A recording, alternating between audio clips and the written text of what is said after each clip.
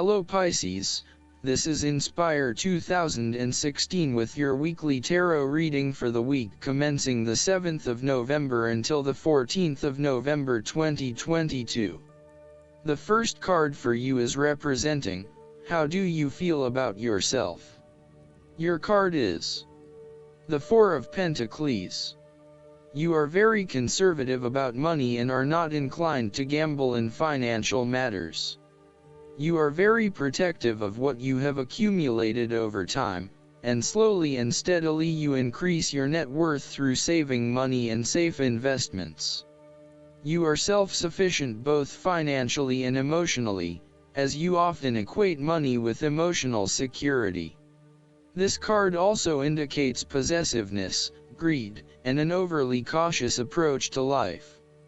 You may be afraid to take risks, both financially and emotionally, for fear of losing everything that you have attained so far. As a result, you may be vaguely unhappy and unfulfilled. Deep down you are starting to realize that you have sold out for a conservative and overly safe approach to life.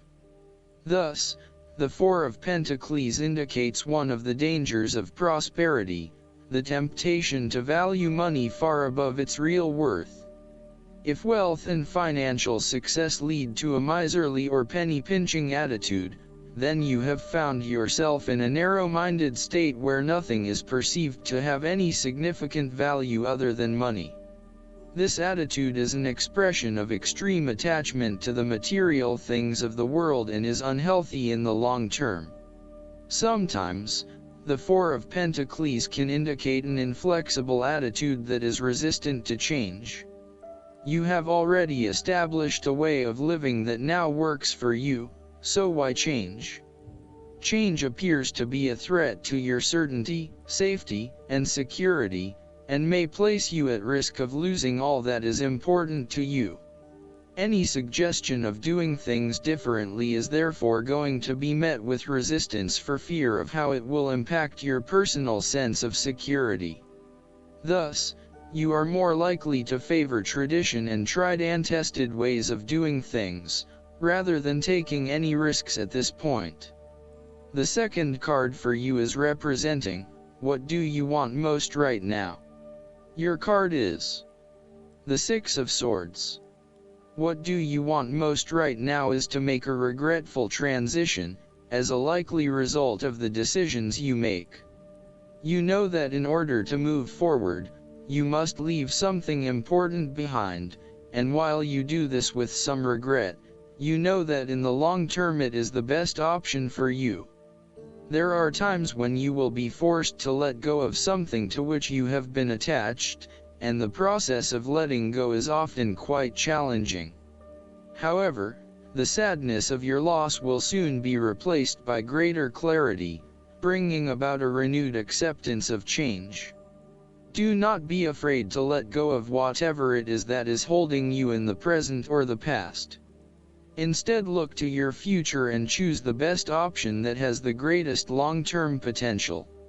There are going to be some hard decisions and some compromises that you will need to make, but this is ultimately a rite of passage that will take you into a new phase of your life. You need to realize that you are now headed towards a much better position in life. You have endured, or are currently enduring, a difficult life transition, but as a result, you will be more able to deal with what may come. Do not dwell on the past or what you have left behind. Instead, use this as an opportunity for changing your beliefs about yourself, moving away from whom you used to be and towards whom you really want to be. Sometimes the only way to solve life's problems is to leave them behind you and go somewhere new to start over. While it may feel as though you are giving up or being a coward, escape is often the only approach left when all others have failed. The important thing now is that you chart a new course that will lead to greater happiness and joy. The Six of Swords also shows the need to draw upon a state of mental clarity, logic, and objectivity in order to examine where you have been and where you are going. This mental clarity will also serve to smooth the way ahead, and make the passage from negative to positive as peaceful as possible. You can use your intuition to guide you through easy situations and call upon your impartial and analytical nature when it is needed for a more complex decision. The third card for you is representing your fears. Your card is the Seven of Pentacles. You are afraid that your efforts may be scattered at this time, and you are starting to question whether or not you are investing in the right areas. You may be outlaying some initial money on things that will not actually deliver results. So, the opportunity here is to examine your current and planned investments, both financial and time, and make sure that you are going to see a return on those investments.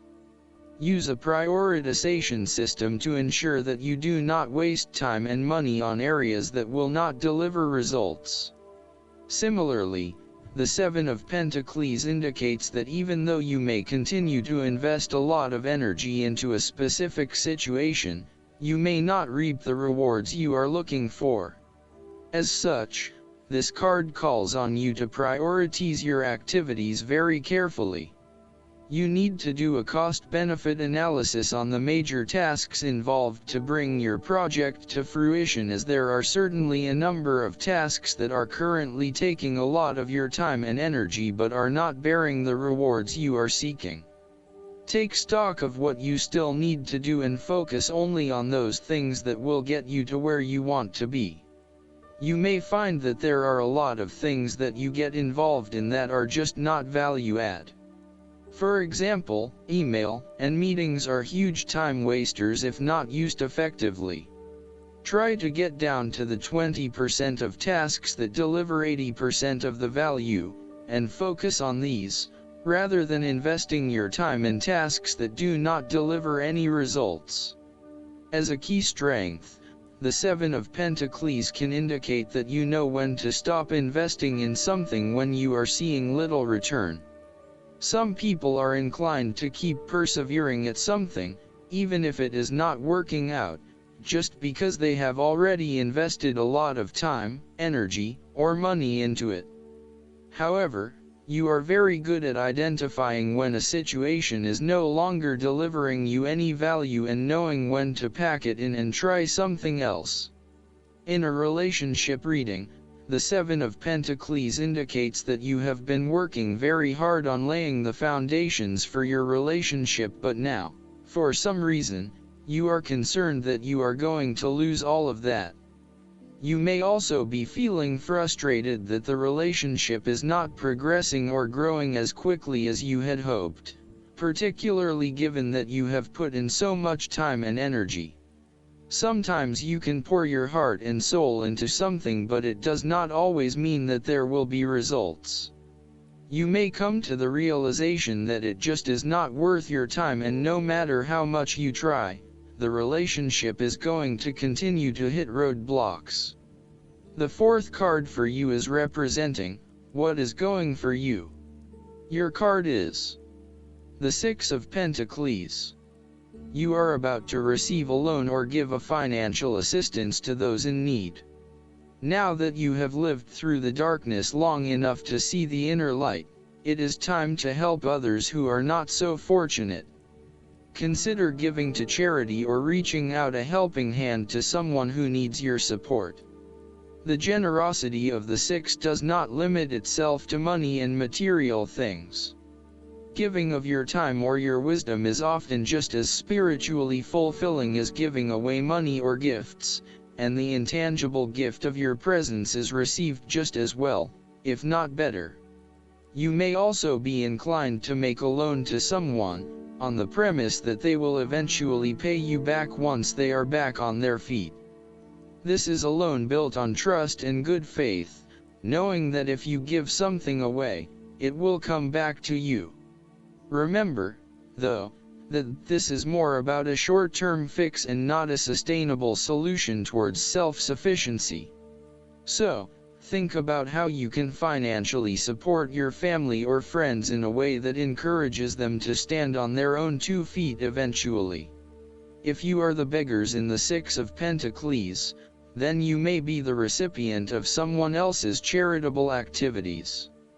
This will help you to get back on your feet and to eventually repay the charitable organization or individual, either with your time or your restored wealth. You will also need to identify ways in which you can become more self-sufficient in the long run. The risk of accepting charity is that you become dependent on it and cannot look after yourself. Be mindful that you are not becoming submissive or noticeably desperate as a result of the charity that someone else is providing you. The fifth card for you is representing what is going against you. Your card is the Queen of Pentacles. You are afraid and feeling worried about whether you can be financially independent, while also still maintaining your family connections. You may be concerned that if you invest in your career or financial well-being, you might not have enough energy to invest in your family. Sometimes, you just cannot do everything and you will need to make some choices. You are also becoming very consumed in your work. You may be placing your career before your family or your relationships, and this is having a detrimental impact. Of course, this may be okay on a temporary basis, but you need to assess its long-term impact. To rebalance your life, you may find a release by returning to a favorite nature spots and allowing yourself to take in this fresh, natural energy.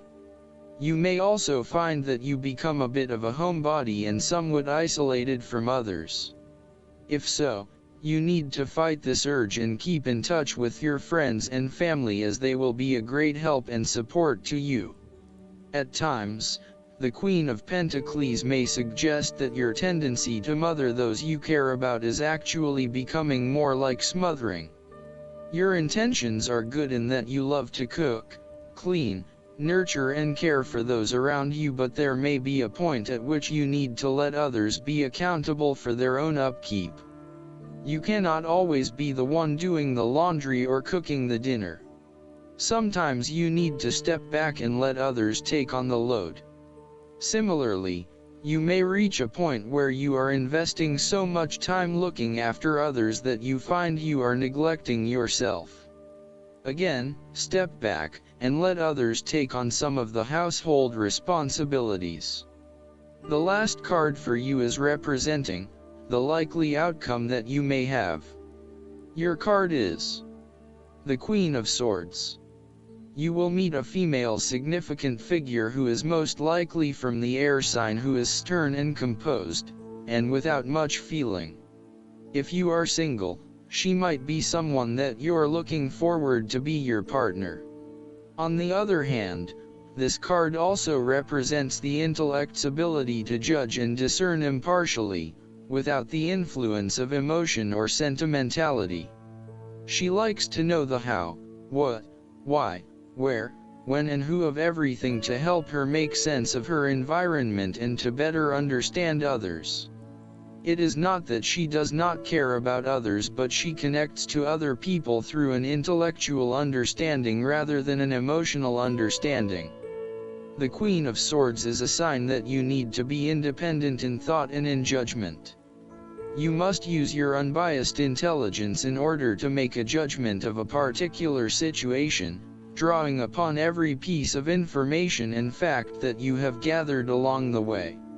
Empathy or compassion towards others may distract you from the task at hand, so it is important that you think with your head and not with your heart at this particular time.